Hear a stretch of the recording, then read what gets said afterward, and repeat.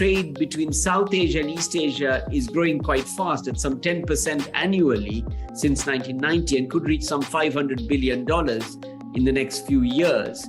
Now, India is obviously at the center of this, and the geopolitics is part of what is happening in the so-called Indo-Pacific strategy and the importance of centering on India. In 2024, there is a slight uptick to 2.7% in world merchandise trade.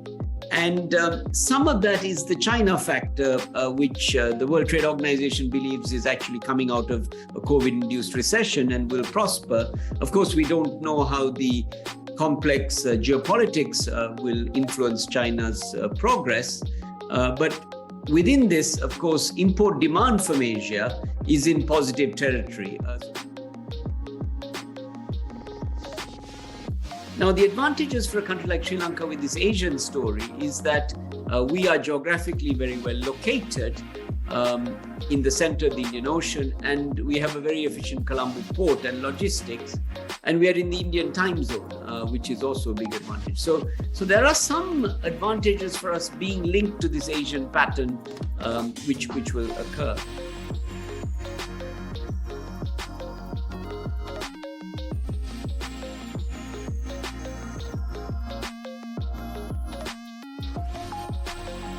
Greater growth and stability at the firm level can only be achieved by becoming more interconnected through trade, investment, information exchange, and people.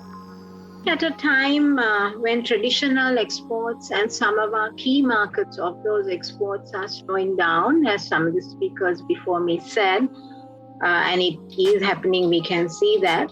Maybe as a country, we must also look at some of the other niche markets, the niche industries, niche products that we can get started. Apparel started small long time ago, software started small long time ago, and maybe we should now look at some of these industries and start harnessing them.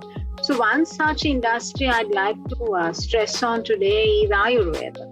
This question about looking towards Asia and looking in that direction, I think that's absolutely critical. And connected to this, though, is this whole discussion about FTAs. And I know Ganeshan referred to 30 FTAs coming up and so on. But the point is Sri Lanka's performance in getting FTAs across the line and getting them implemented is unfortunately very poor. India, which was discussed at length, and we see great potential in India.